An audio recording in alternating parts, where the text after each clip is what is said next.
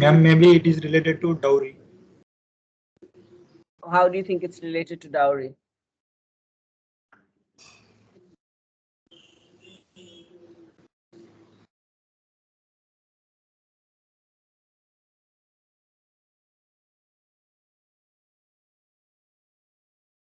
Maybe it means that a daughter is taken care nicely by the parents, but not by the in-laws. Or maybe the parents believe that she might not be taken care by in-laws. That's why they treat her well. Maybe not sure though.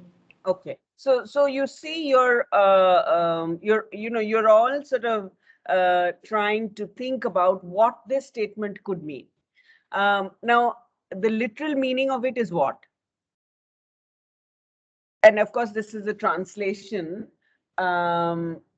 This and Asha speaks in Punjabi, and she says, I don't know if there are. I'm sure there are some Punjabis here. Beti di roti माँ से कड़ी परी नहीं होंदी. What does that mean? So I'm taking the translation out. So that's what she says in Punjabi. What does that mean? Do you think it's any different from the translation?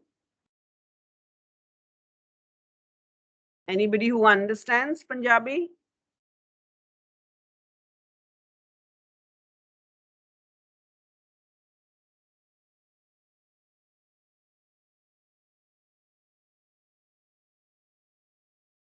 No? I need some responses.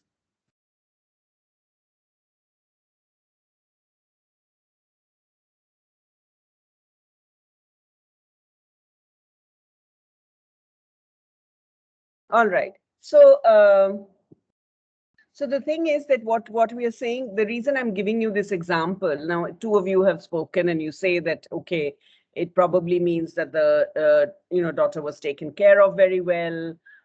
One of you said it could have some meaning, it could be tied to, linked to dowry in some way. Now you see that we are all trying to interpret this statement in our own way. Is never heavy on her parents means that, very simply, it means that the food that a daughter eats is not a burden for her parents, right? Now, when I say it like this, then it's not simply about the food. What is being said here is that a daughter is never a burden on her parents. So it means that the doors of the parents' home is always open for the daughter. The doors, so even though the daughter is married off and within the norms of kinship now belongs to another family, the daughter is always welcome back in her parents' house. The daughter will always have a space in her parents' house. The daughter will always be taken care of. The daughter will always, in case of trouble, the daughter will be cared for. So it means all of this, that that the daughter's natal home is a space for support, is is a space that she can trust at all times, right? So that in case of trouble, the father, the parents will provide for the daughter. So so it is never it's never burdensome for the parents. Parents will never feel it as a burden. So so you see that a simple statement like this can be connected to the norms of kinship, to the norms of how family operates, to the it has meanings for the relationship between parents and daughters. So we can say a lot more about these various social institutions just from this one statement. Now, when I say a hermeneutic reading, what I've presented to you is a hermeneutic reading, and I'm just going to read out what Veena Das how Veena Das has interpreted this. It's a small paragraph. She says, Asha is evoking the cultural idea here that even though the norms of kinship orient a daughter towards her affines, the natal kin have some residual obligations towards married daughters who may have met with some misfortune. A woman can always lay claims on her father and mother for support in case of trouble. Parents do not consider the obligation to provide the daughter with support as a burden because of their love for their daughter, but one should note that the emphasis is only on support for survival. If they try to provide more to their daughters, it would create resentment among their sons, who think of themselves as legitimate heirs. Hence, what the daughter claims as food from the father's house is not experienced as heavy or burdensome by them. Clearly, there is a form of subjectivity here attributed to parents when Asha takes the voice of the daughter to claim entitlement. Yet, the most wounding idea in Punjabi life is that this entitlement can rarely be realized, making the daughter into a permanent exile. So this is Das's analysis of, or this is Das's close reading of that one statement. And what she's trying to do is trying to comment on Punjabi kinship and family life on the basis of this one statement. So this is a kind of, this is um, an example of hermeneutics. Now you can imagine that when what we do in sociology, if we are collecting interviews and narratives, you can imagine that each line that a person utters and speaks, it could have sort of these multiple interpretations, could have these multiple embedded meanings, and could tell us a lot more about the social context, the institutions, a person's connection to that context, and so on. So when I say that we are trying to uh,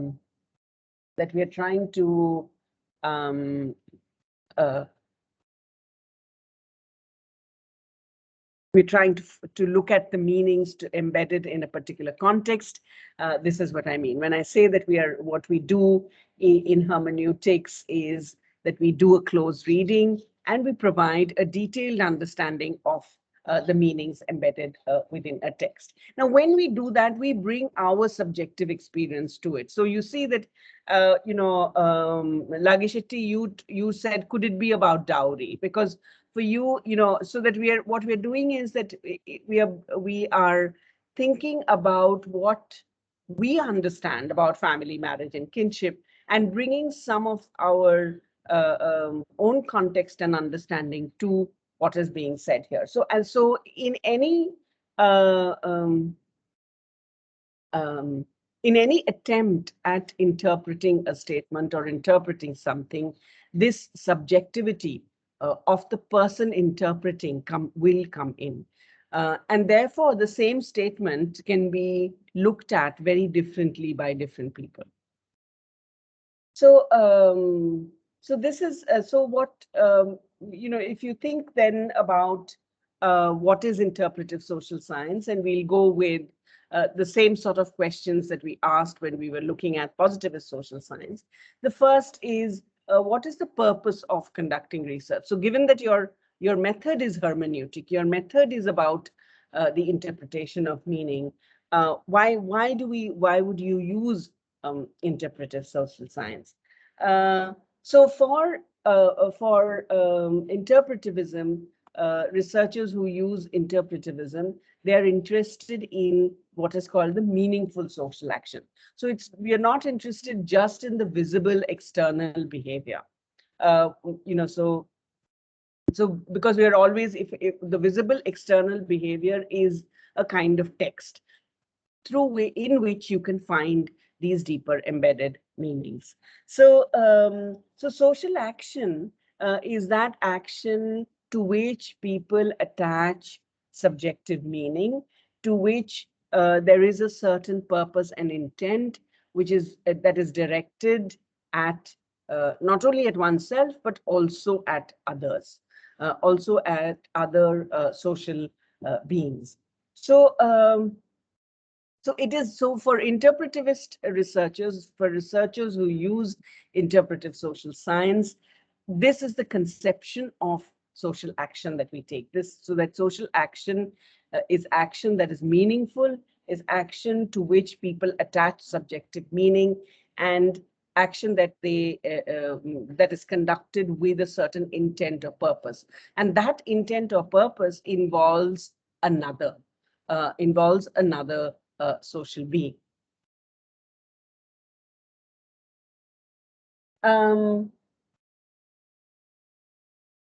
So I spoke about this distinction between the blinking of your eye and the wink, the blink and the wink. So as interpretive social scientists, sociologists, we would be interested in the wink and not the blink, because it is the wink with which there is subjective meaning attached. It is the wink with which we can attach also a meaning and a purpose. So it's intentional social action. It is intentional social action which is done with a kind of with a certain reason or a certain kind of motivation. Now, most of the action that we are looking at actually does not have inherent meaning. It is meaning, again, that is subjectively constituted, which means that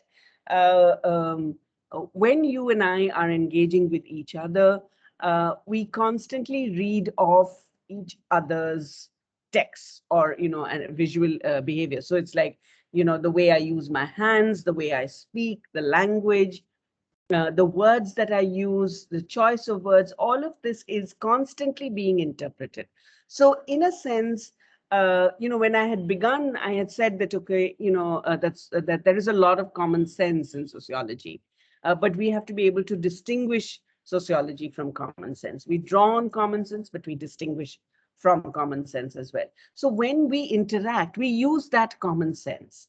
And therefore, that common sense also becomes the basis for a basis of knowledge for the interpreter, for the sociologist. So things don't have inherent meaning. Things acquire meaning. Actions acquire meaning in through this kind of subjective understanding. They acquire meaning, again, within a larger social context. They acquire meaning in in a certain system of meanings. So,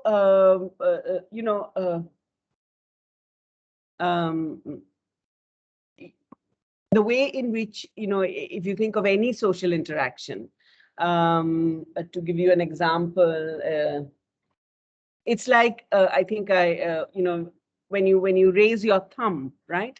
When you raise your thumb, it means something. It means good. Okay, fine, right? Yes, you're saying okay. But in certain cultures, raising your thumb may also mean I'm not giving you anything, right?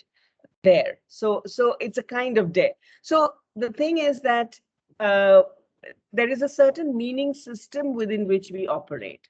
So when we use the raised thumb symbol, it means something. We automatically know what it means. When we use the heart symbol, we automatically know what you mean. So we are all operating within a particular meaning system in which we understand what each of these emojis mean, and we understand in what context we are going to use it. So if you remember, for a long time, for instance, Facebook had only, I think, the likes. It didn't have the other emotions. So it didn't have a sad emoji. So then, so over a period of time, it was felt that, when people were writing about, if a post was sad, was about that a person mourning for somebody, the loss of somebody, you couldn't put a like. You had to put something else. So now you have a range of emotions being expressed. But what we are saying is that those emojis and what they mean are located in a particular meaning system. So how we engage with each other, the way in which we use our hands when we are engaging, the way in which we look at each other, the way we use facial expressions, all of that operate within a particular meaning system. So when I'm frowning, you immediately sense that there is some displeasure, that I'm not that I'm irritated, or there is some negative emotion there. So we work with that meaning system, with that meaning system. So the first point that I'm making is therefore that that the purpose for conducting research for interpretive social scientists is that we want to know the viewpoint of people. We want to know the setting in which sort of people are engaging with each other, and what are the meanings of that people assign to their behavior, to their social action.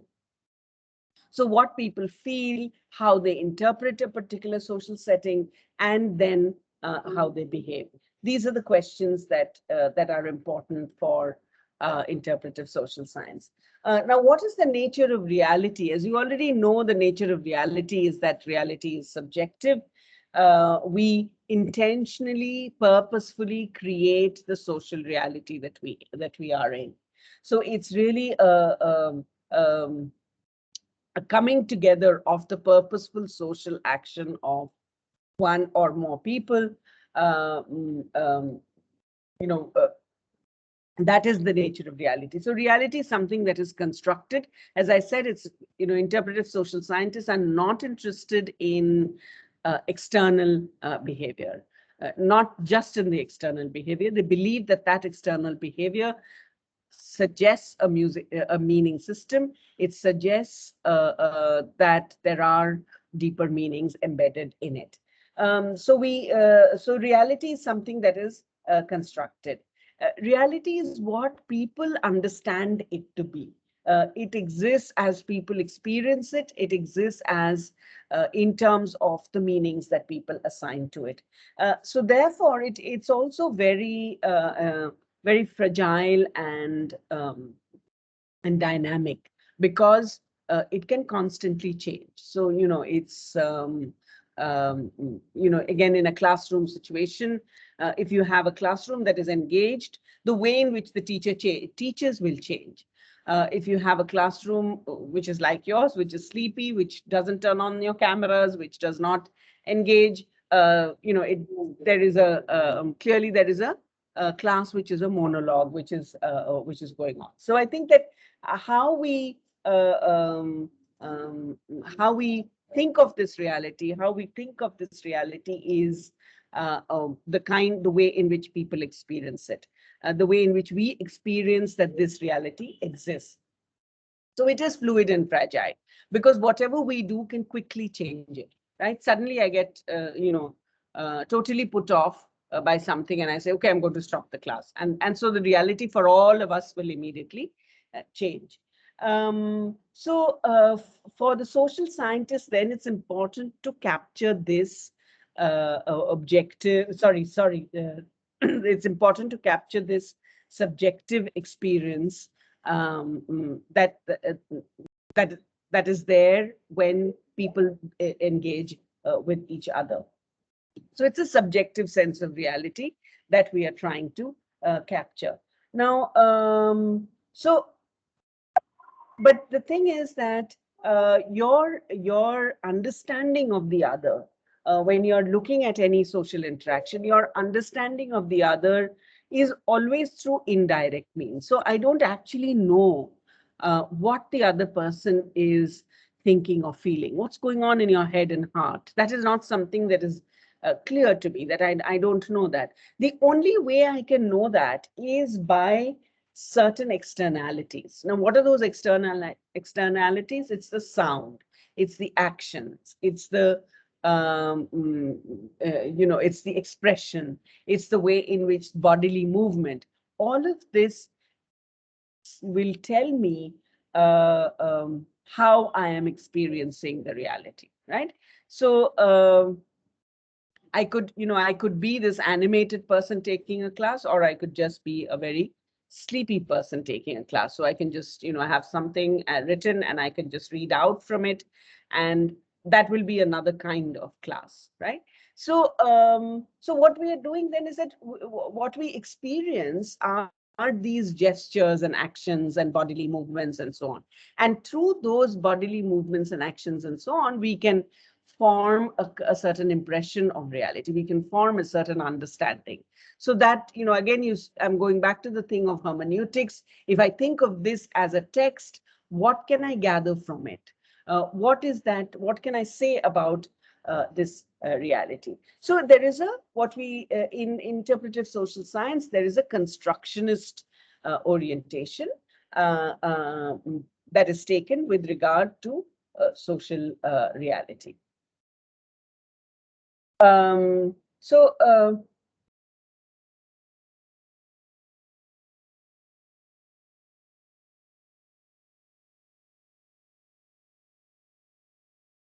now, when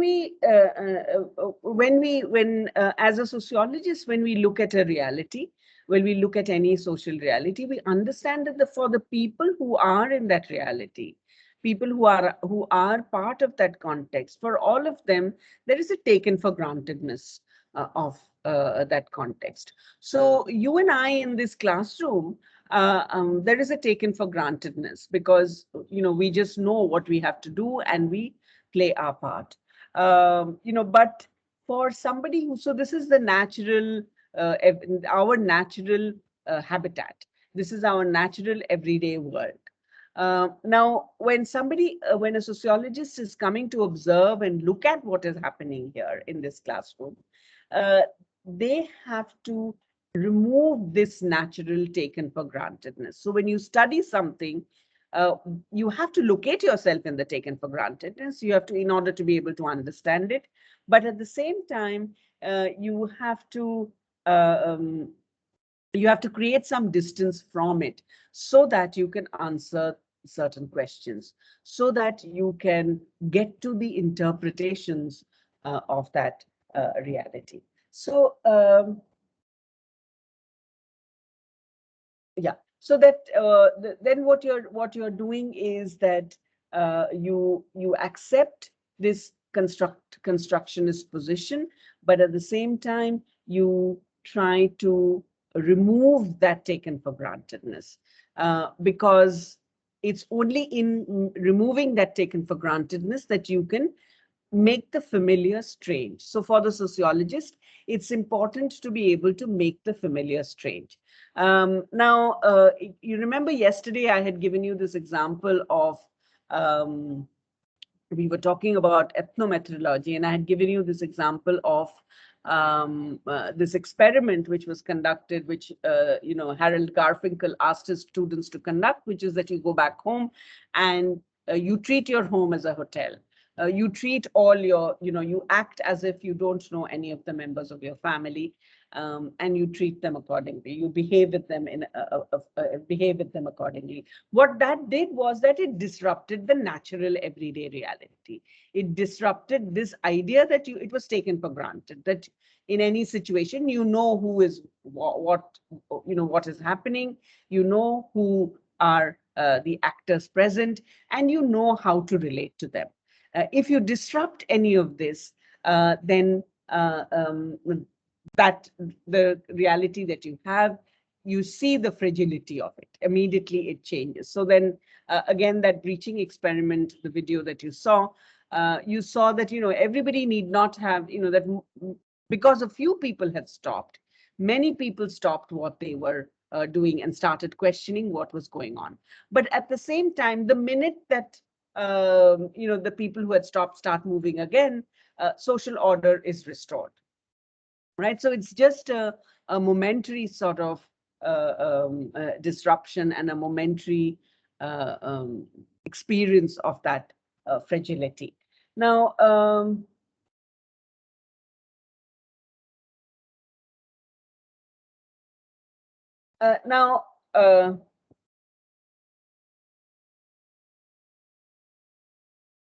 so you see that the difference then between positivist social science and how positivist social science sees reality and how interpretivists see reality is that for the positivist, there is an assumption of the experience of the world as being universal, as being somewhat common. So when if I think of any social context, there is a kind of understanding that people experience the world in the same way. It's something that is external, that is visible.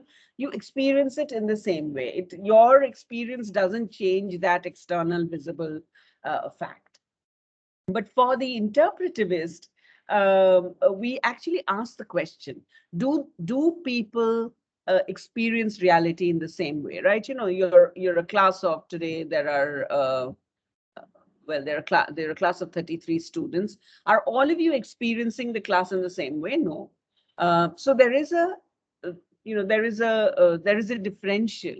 Again, I don't know your context, but if one were to get a sense of your context, if we began a discussion on your context, we would see that each one of you is experiencing this class, and also because of the fact that it's virtual, your own situation differently. So we move to the idea that multiple representations or multiple interpretations of reality is possible, or multiple interpretations of this human experience is possible. And yeah, so this is the sort of main difference between how positivists will see reality and how interpretivists see reality. Now, what is the basic nature of human beings? You remember in positivism, we said that the basic nature of human beings is that human beings are rational beings, right? They're creatures of reason. In interpretivism, what we see is that human beings are are constantly engaging in creating these systems of meaning as they interact in their everyday social worlds. So they create these systems of meanings, and then they use these systems of meaning to engage with each other, to interpret their social world, and to carry on whatever it is that they need to do and to make sense of their lives. So it is meaning making, meaning creating is at the heart of sort of the human endeavor, and the heart of what at the heart of what human beings are doing in their social world. So human behavior is will have patterns. There will be certain kinds of generalized patterns which emerge, but these generalized patterns are not because of pre-existing laws. So positivists will tell you that there are certain pre-existing laws, and it's for us to discover them, and we can discover them by looking at external behavior. The interpretivist will tell you that there are existing patterns. There are patterns and regular features of this social drive, but it is not because of these pre-existing laws which are waiting to be discovered. The patterns actually evolve from these collective experience of meanings, these collective meaning systems or social conventions which have evolved, right? So there is a social convention around winking, which we are all familiar with. So when somebody winks at you, you know what it means. Again, when a friend winks at you and a stranger winks at you, it means different things, right? So there is a meaning system which is associated with the wink, which you then use in order to interpret that gesture, right?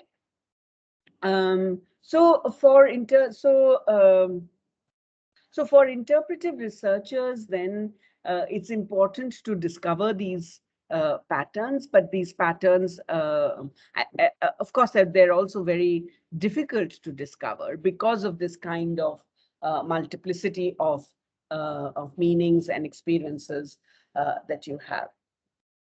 But we want to discover the meanings of actions of the people who are engaging in those actions, because we place a very sort of, in interpretive social science, we place a very high value on this interpretation.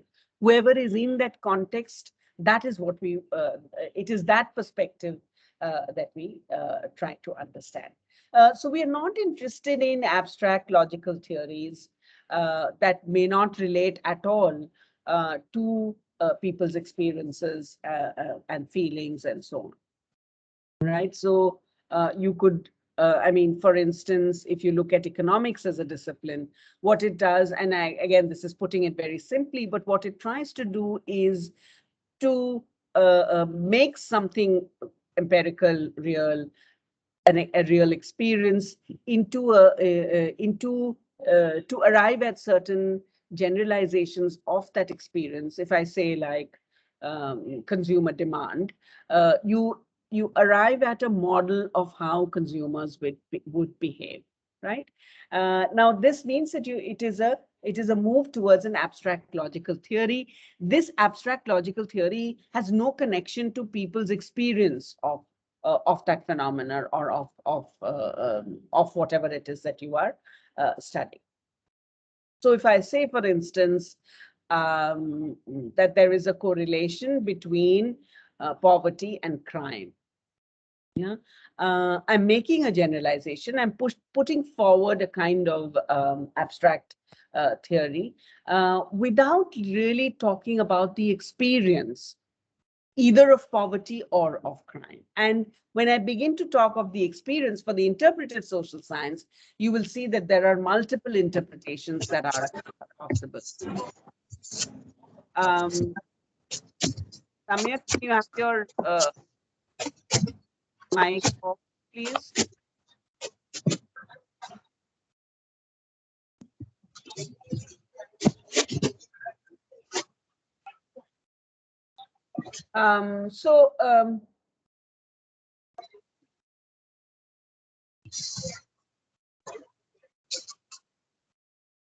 Yeah, so that therefore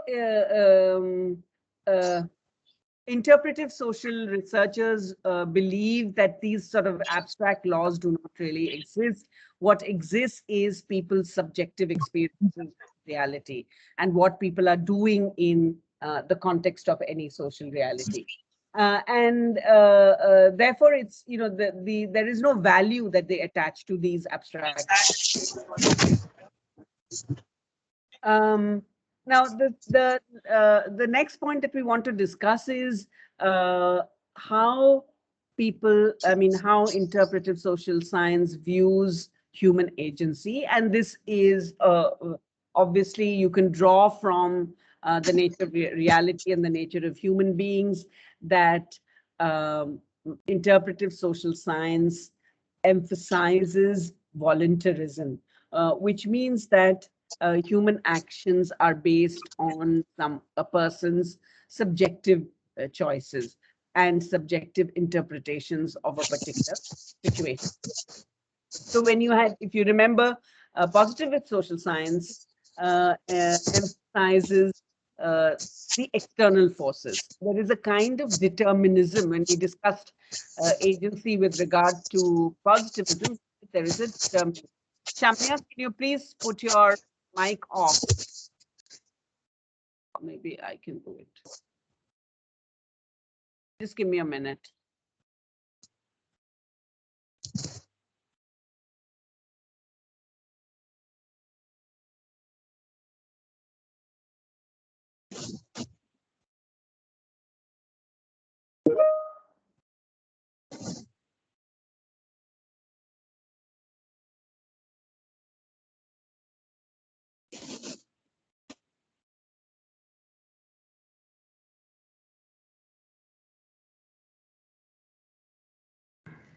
Also, ma'am, if you could now share the slides, probably Vaibhav sir is here.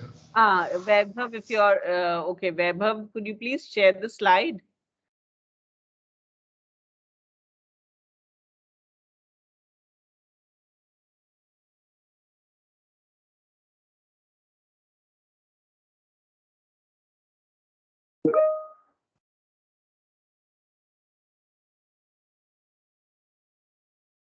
Yeah, I'll do that.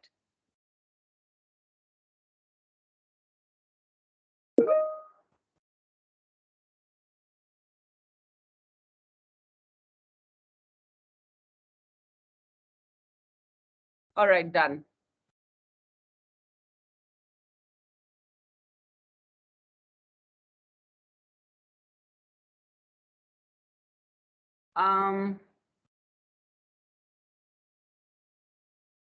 Yeah.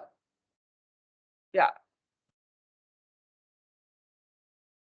So as I said, what we are focusing on is voluntarism, and of course, interpretive social science attaches a great deal of importance and significance to the agency of human beings. And it's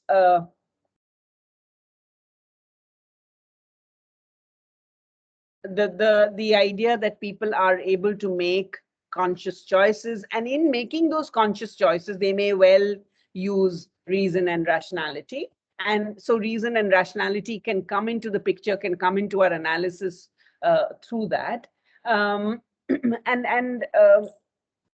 So we believe that when we are looking at any social situation, when we are trying to understand the patterns of human behavior, we have to focus on this idea of the individual free choice. We have to focus on the idea that the individual is a free being who is able to take their own decisions and engage in any social setting. And the social setting and the subjectivities and the meaning systems will enable the decision-making process. So you see, there is a kind of mutuality and it's constitutive. The social setting, subjectivities, meaning systems, and individual agency. That one will impact the other. So how I express my agency, how I express my free will depend on the social setting that I am in.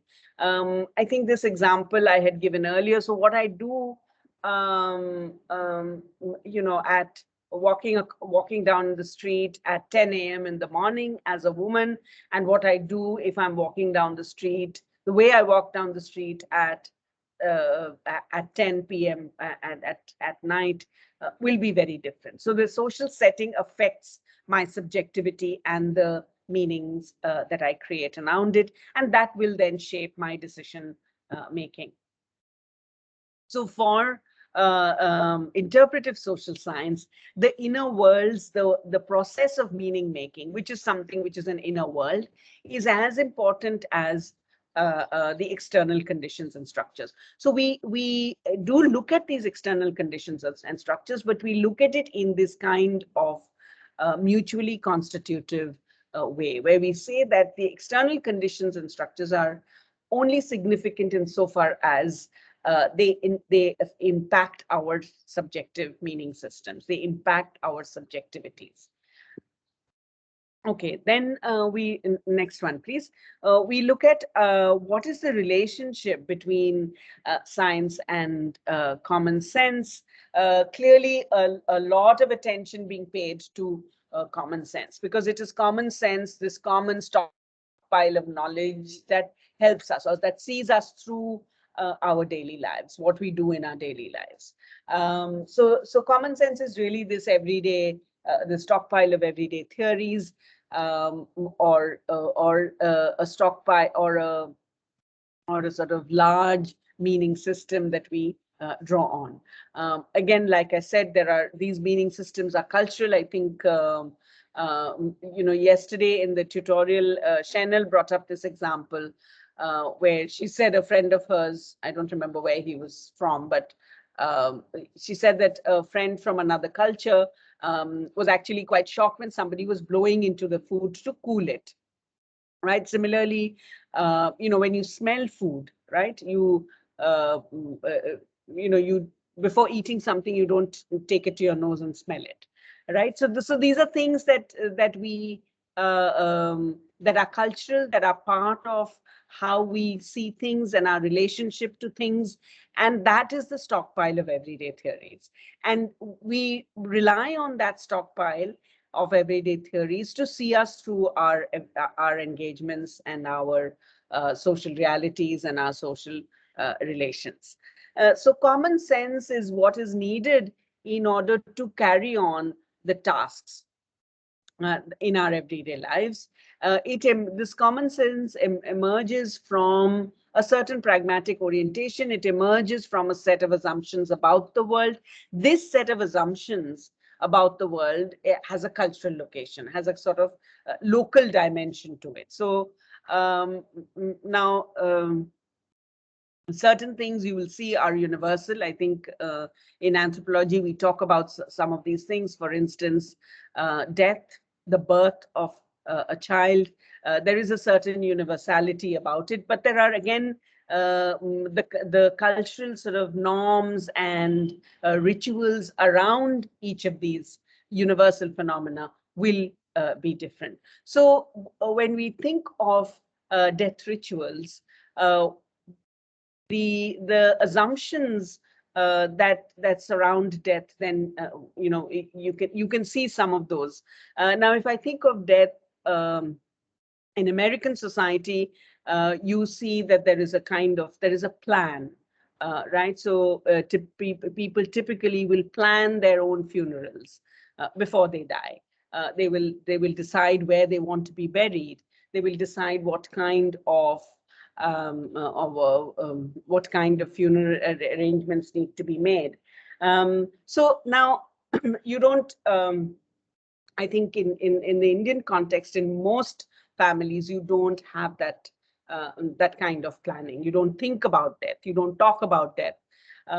So there is a different set of assumptions then. And again, this set of assumptions is cultural. So the relationship between common sense and science in interpretivism is that common sense is vital for understanding how people are behaving. It's vital for understanding this subjectivity. And we assume that the common sense is true because it is very useful for us to do what we have to do. So this is what is called the natural attitude. We assume the things that we assume about the world, we consider them to be true.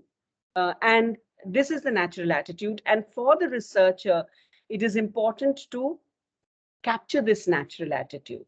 So there is an assumption that the world as you see it, the world as you know it, existed before you, and it will continue to exist, even after you leave, even after you're not there. And so there is a kind of stability that is assigned to the set of assumptions about the world, stability that is assigned to that stockpile of everyday theories, which we then learn through interactions, through our socialization process, and so on. And for the interpretive social scientists, then this natural attitude is something that we are interested in and that we have to be able to discover. Now, next one, please. What constitutes theory in interpretivism? What is a theoretical idea within interpretive social science? You know that in positivism, when we look at theory, we think of broad abstract generalizations. We think of causal laws, because what we're trying to do is find the relationship between two aspects. So if you had, if you look back on Durkheim's Suicide, we were trying to establish the relationship between integration, regulation, and suicide, right? So there's a kind of causal sort of relationship that we try to establish. Similarly, if I say the relationship between poverty and crime, I'm trying to construct a causal relationship between two phenomena. So it's largely now in interpretivism. What we are trying to do is that we are trying to describe and interpret how people live their lives.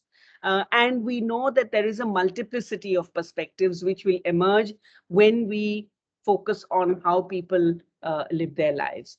And when that happens, it's difficult to then think very simply about these sort of generalizations, which can be limiting in fully describing and interpreting what people are going through. So for us in interpretive social science, what we see is that theory is idiographic and inductive. What does idiographic mean? It means that we provide a kind of a thick description of something else. So it's a symbolic representation of something else that is going on. I gave you that example already from Das's work, for instance, where she says, a daughter's food is never heavy on her parents. And this particular statement is being used to actually describe kinship, to describe life within the family. And so it's a thick description of something else. It's not about food at all. It's, even though what is being said here, what is uttered is food, but it is not at all about food. It is about relationships. It is about love between parents and child. It is about kinship and so on. So you will find that when you look at interpretive research and its findings, when it's written up, it will read like this. It will read it will read as something that is very detailed in its description, but very limited in its kind of abstract generalization. But there is a kind of coherence that is attached to the text, and what you see is the constant work of interpretation that is going on. Interpretation at several levels. Interpretation at the level of the person who's living that life, the other people who are involved in that life, and then the interpretation and subjectivity of the researcher who's observing it. So the purpose of theory in interpretive social science is to present this lived experience, is to present this inner reality, and to be able to interpret it. And so you are able to reveal sort of the deeper meanings, the deeper feelings, the interpretive schemes that a person uses to live their lives. You're able to reveal all of this. And this then enables us to move towards identifying, and these are the generalizations, identifying the major typifications. What are the schemes? What are the interpretive schemes and typifications of daily life in a particular context? So I may come up with these this informal model or the scheme or the sets of beliefs that people use to organize their lives, that people use to categorize, understand what is going on in order to live their lives. So for the interpretive social researcher then, if I think of theory resembles a map. It's not a definitive statement like increase in poverty implies increase in crime.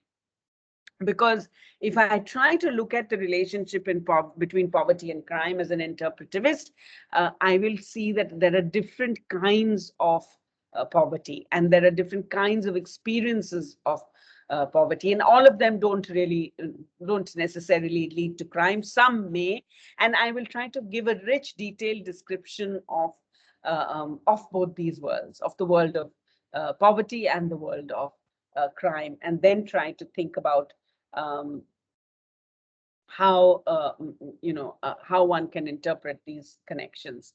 So the bulk of what I do is analytical description, and so in interpretive social sciences have also been criticized for this, because what they're seen as are these inductive butterfly collectors, because what you're doing is you identify an issue or a problem that you want to examine, that you want to study, and then you go and collect cases of which represent that issue or problem. So if I'm looking at the relationship between poverty and crime, where am I going to go looking? I'm going to see, okay, who are the criminals in a particular area? If I say, okay, who are the criminals, I will go to prison and say, okay, who are the ones who went to prison and why?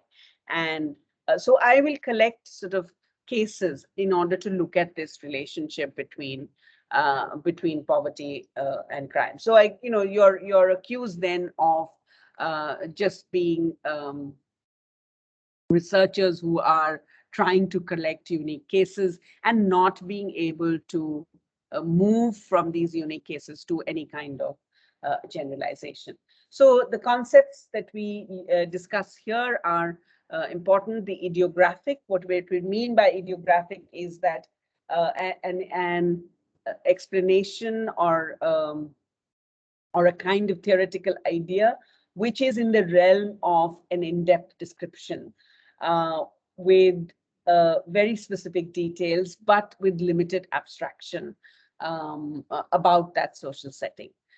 So idiographic will really mean that it always represents or speaks for something else. And you're able to describe it in a manner which does that, where where something always speaks for something other than what is being described. The other concept I introduced is the idea of typification, which is an informal model scheme or set of beliefs that people use in order to classify, in order to categorize and organize the flow of their daily lives. Now the next question really is about then how does one determine whether an explanation is true or false? So if you have this kind of detailed description, what is its relationship to the truth and falsity of something that you are studying? Now you know that in positivist social science, what we do is that there's a deduction that we do from theory. We collect data, we analyze it, and then we see whether replicability is there. So so there is a very clear sort of kind of line that we follow in order to determine the truth and falsity of something, of a theoretical statement. For interpretivism, a theory is true if it makes sense to those lives that it is connected to. So you have a theory based on your observations of a particular social situation. The individuals involved in that social situation must be able to relate to your theory. So you see that then the interpretive researcher has a kind of responsibility towards the people that the researcher is studying, because those who are being studied, in a sense, have to be able to understand and have to be able to relate to the description and to the theoretical idea that you are presenting. So there isn't a kind of universal applicability or a universal understanding even of reason and rationality. We know that these are concepts that are subjective. So to determine the truth and falsity of a theory in interpretive social science, we have this idea of the postulate of adequacy, that a scientific account must be understandable to the actor. It must be translatable into actions, and it must be, it should be possible for fellow beings in terms of this kind of common sense interpretation of everyday life. So the postulate of adequacy really means this, that any account, a scientific account of human action that I give, it must be presented to, it could be presented to a person in that situation as a script that the person can follow, as a script that makes it easy for the person to engage in their natural everyday context.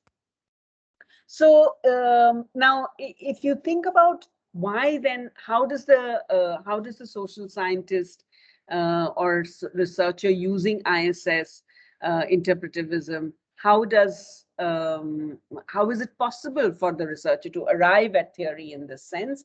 The researcher is not a native. The researcher is not really a part of this natural everyday world. But in order to study it, the researcher has to make herself or position herself as part of that natural everyday world. So in a sense, the researcher is always an insider and an outsider.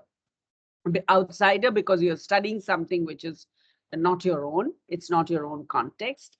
And insider because whenever you study something, you have to position yourself, you have to be present in that everyday social world. And you can only observe by being present, and you can only observe by becoming this insider. So your account must be an insider account, even though you're an outside. So this kind of complex or relationship, one that is also a kind of a tense relationship between insider and outsider, that a researcher in interpretive social science engages in, will then define how you present theory. So yeah, could we take a minute to, I think we have about 10-15 minutes, but we can maybe think about, do you have any questions? Is this clear? Because I think it was, given that we didn't interact in the class, I think we covered a lot of ground. So if there are any questions, maybe one can take them at this point.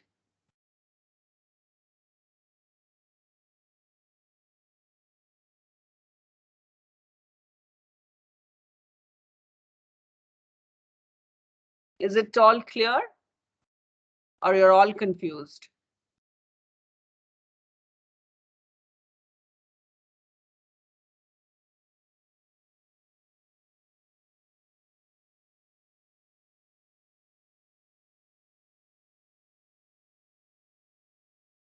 No questions? Okay, we can move to the next point then. What does good evidence then look like in interpretivism? For positivism, good evidence is that which is clearly observable, it's external to you, you can understand that context in which it occurs and so on. But when we think of interpretivism, there is a kind of fluidity to facts. So that facts are not fixed in the way that there is a kind of fragility and fluidity to facts because they're embedded in meaning system, because they're embedded in the subjective experiences that people have. So in positivism, good evidence is independent of theory and values, whereas in interpretivism, the meanings and specific contexts in which something occurs is essential to thinking about what is good evidence, right? So evidence cannot be isolated from the context in which it occurs, or it cannot be isolated from the meaning systems within which it is embedded. So therefore, there is a lot of, empathy is important for good evidence, because I can only get good evidence when I, again, situate myself in the world that I'm studying, when I can fit into the shoes of the other. That's when I can get good evidence. So facts, when you look at facts in interpretivism, facts are fluid, they're fragile, they're embedded within a meaning system. They're not impartial and objective. They really do depend on the events and the subjectivities that people construct when they are engaging in any social setting. So the fact, what happens then is that there is a lot of ambiguity that you will see with regard to any social situation, any social phenomenon that you are studying. Ambiguity, why? Because the same thing can be interpreted in multiple ways.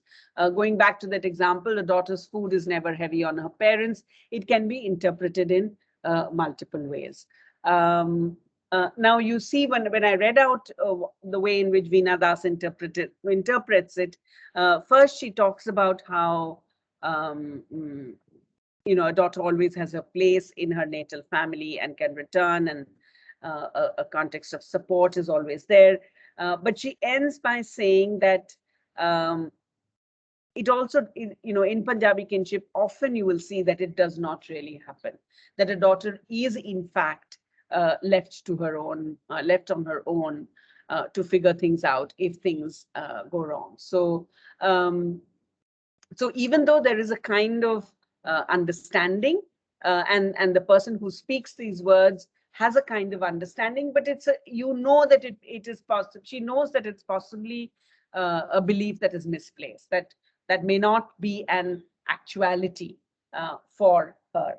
So here what you're doing is you're relating this one statement to her context, to her social context, to then analyze both things, analyze what the normative is, that this is the norm, this is how it possibly must function, but it does not always happen in this way. So there is an ambiguity in both in social life as it is lived and in the meanings that are assigned.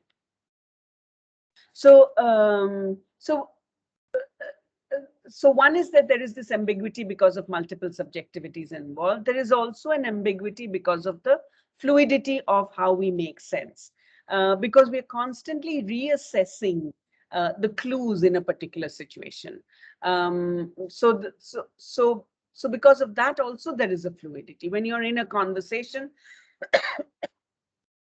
based on how people are reacting to you, you reassess the situation and you change track. As I said before, you see somebody losing interest and then you kind of change what you were doing. So in any social situation, there is this fluidity and ambiguity. And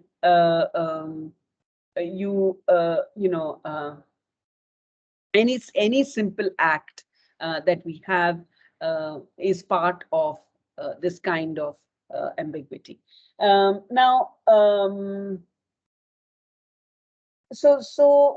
when we think then about good evidence, we fall into this trap of we fall into this difficulty. It's not a trap really, but a difficulty of saying something definitive about good evidence, because in a sense it is very, very fluid, and it is very fragile, given that we are embedded in this kind of subjective experience and meaning systems of people.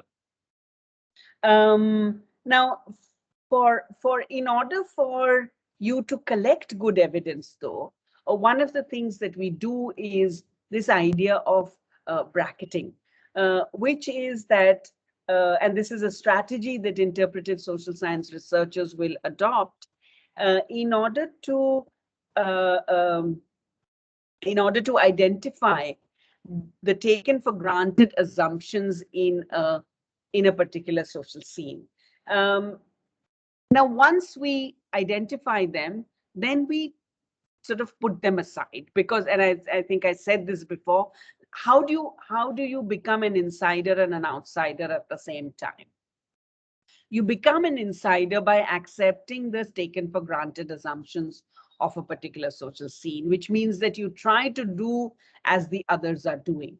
So if I were to go and do a study on farmers in Punjab, the first thing that I would do, one of the things that I would do is that I would try and go and live the life of a farmer in Punjab. And in order to live the life, I would have to blend with the situation that they are in, the social situation that they're in, whatever that social scene may be. So when they're in the field, then I have to, so if facts are fluid, why is it considered good evidence? That's what I'm saying. Good evidence cannot be isolated from the context in which it occurs. So if your whole project is to actually understand that fluidity, in a sense, is to understand meaning systems and how they are shifting, then you have to be located in the context. So if you think of good evidence in a manner in which positivist social science will see it, which is that there is something out there that you can just observe and take from, then that is a certain kind of good evidence, right? That is good evidence in if you insist, on in a sort of in the way that you would think of good evidence in the natural sciences, for instance. But good evidence in the social sciences is, or in when you're taking an interpretivist position, is actually completely different, because you need to take into account the context. So it's like saying, if social life is complex, can you say anything definitive about it?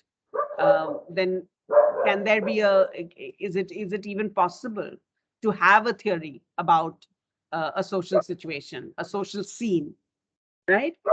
Asking the question of if facts are fluid, is good evidence possible, or is good evidence, why do we consider it good evidence, is asking the question, I think, in terms of is it even scientific to try and arrive at certain laws or certain universal ideas, theoretical ideas of how people behave. Yeah. So, Shruti, can you explain what you're trying to get at? Can we hear you?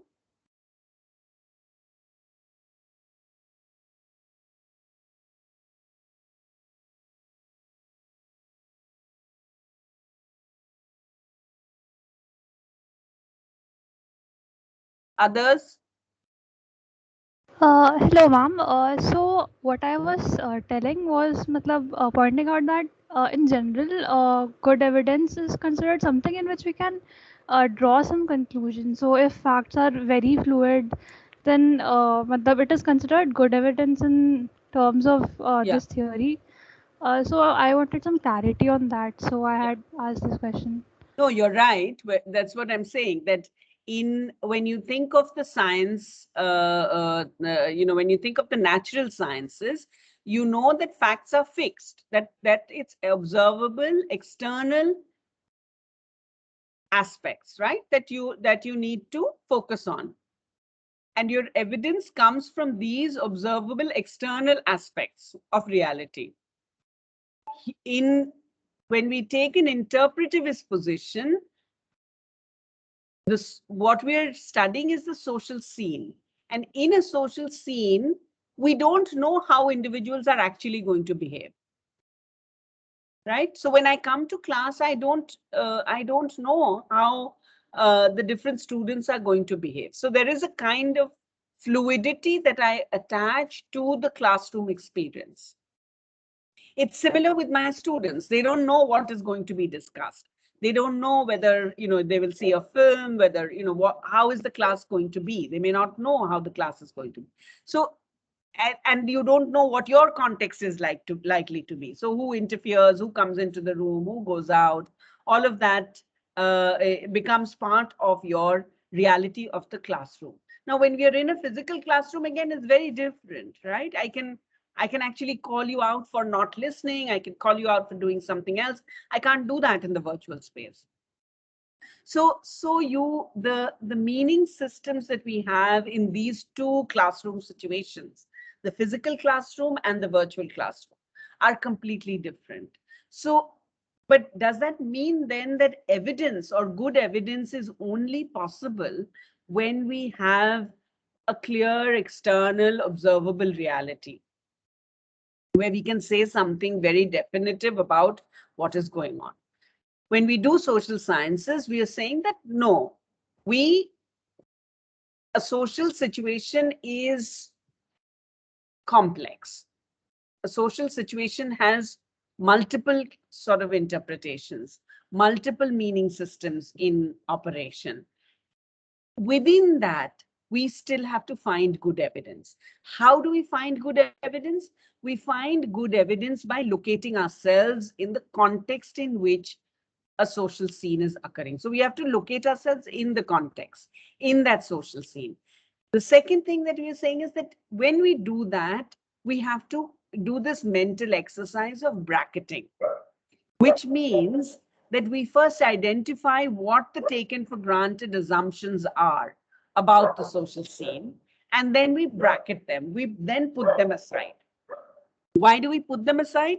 Because if I were to constantly question the taken for granted assumptions, I could not participate in this social reality, right? So my classroom, which is this virtual classroom, would not be possible if I were to constantly question what the 30 people who are present are actually doing. I would not be able to carry on the lecture. So what I do is I have an assumption that I have 33 people. I look at the list and I say there are 33 people, and they're all sitting in front of their computers somewhere in their homes and listening to me. It's that assumption that enables me to carry on the class. Now, when somebody observes today, Vaibhav comes and he's observing the classroom, he has to understand this assumption. And then in order to participate, he has to bracket them, he has to put it aside, and then he has to participate in the classroom. So good evidence in interpretive social science cannot be isolated from the context in which it occurs. It has to take into account the fluidity of meanings and facts, which means that what is good evidence will also shift as we go along. So the social scene changes, the situation changes, the nature of our evidence will also change, right? Now the taken for granted assumptions are, if you see the next point that I'm making in that slide, the taken for granted assumptions are things that everyone knows, but we don't really say, right? So what are the things in this classroom that we all know, but we don't really say? Now, I know that all the 33 people are not really listening to me. I know that there are people who would have put it on and possibly not listening, possibly doing other things. I know that many of you will be distracted by what is going on in your social scene there. So this is what we all know, but we don't really say. So if we start talking about this, the classroom will be disrupted. It will not be possible for the teacher to actually deliver some content if I start talking or thinking about this kind of these assumptions. So these assumptions are at the backdrop, but the researcher has to find what these assumptions are. So evidence then, the only thing that that we know about good evidence is that you cannot think of it as isolated from the context in which it occurs.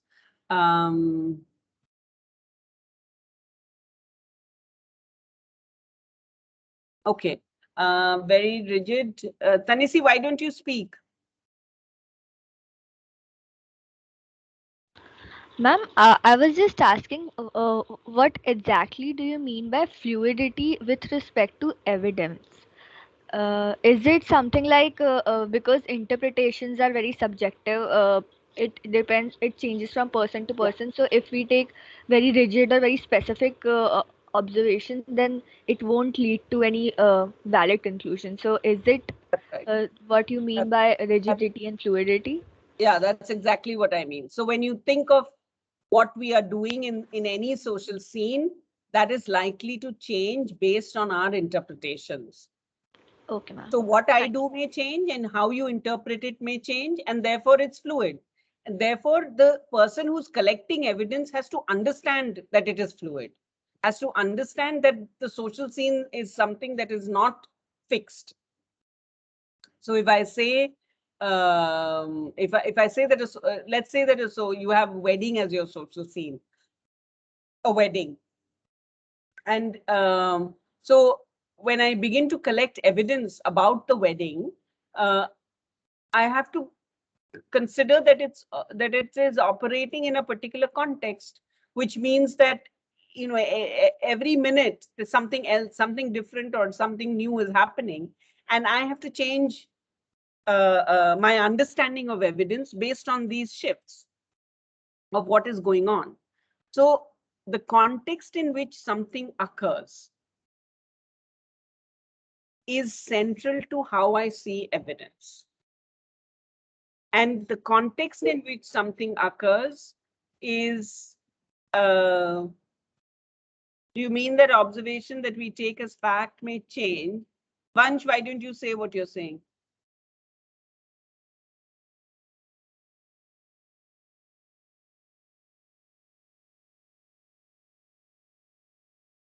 Hello, good morning, Yeah, ma'am. go ahead. Ma'am, I'm saying that, do you mean that the observation that we take as fact, like if we take observation, like suppose something is happening, if we take it as a fact, and it is possible that that may change or get modified in time with time, or the way we get more information about that observation, our evidence should be as such that it should take into account the fluidity of that fact. Means that the first observation we are taking as fact may change, may modify. The evidence should also change or take into account that change. Are Yeah. you saying this? Okay, thank you. Yeah. So you will, one is that the observation that we take as fact may change because of what people are doing, because people, we are ultimately it's unpredictable. You don't know what people will do, but also that people's interpretations of what is going on may also change. Right. So that's why I said in any, so you're observing two friends having a dialogue. One change is that from having a dialogue, they start arguing, right? So that is one change. So there's a shift in the fact over there. And then again, each of the persons are embedded in or doing this exercise of interpreting each other's meanings, right? So when I see the shift from a dialogue to an argument, I know that I will be able to see that very clearly there has been a certain interpretive process that has gone on in order for the shift from dialogue to argument to happen. So for me, the evidence cannot be isolated from this context. One, the context of two friends having a dialogue. Two, the context of the shift to an argument. Three, the larger context in which this is embedded. So I may say, where is this? What is their history of their friendship? Where are they from? So that larger context is also important. So the evidence is not just of this shift from dialogue to argument. The evidence is also about, okay, where are they from? What was their past history? Why did they begin with the dialogue? Why did they meet? So that context, that larger context is also important. And now some of that will not be shifting, right? Some of that context will remain as is, but there are certain facts which, or certain things and let's not use the word fact, certain things in this social scene which we know is something that is changing, as Vansh, as you pointed out. Is that clear? So it's possible that the words facts and fluidity is what is creating the problems. If I just use this idea that in any social scene, we interpret what is going on, and based on our interpretations, we change what we are doing. We change how we are interacting with another person. And this good evidence has to record this shift. Does that make sense? Any other questions on this?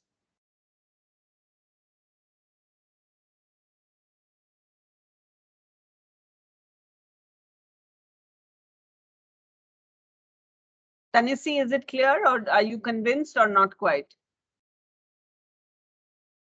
Yes, ma'am. Totally convinced. Thank you. Okay, so we've actually extended time. Yeah, so I'll see you on Monday. I'm going to put up the reading for these three approaches by this evening. And it actually, if you can start reading, it'll be great, because then we can hopefully we can also go quicker and we can address your questions as we go along. So please start reading. The reading it's very, very simple. It's long, but it's very simple. And I've been just following what I'm saying in class is directly from that reading. So you should have no trouble sort of understanding it. But it'll be good to, if you keep reading along with the class, because then I think there is discussion and also clarification of doubts happens as we go along. Okay, thank you. Thank you, ma'am. Thank you, ma'am. Thanks. Thank you.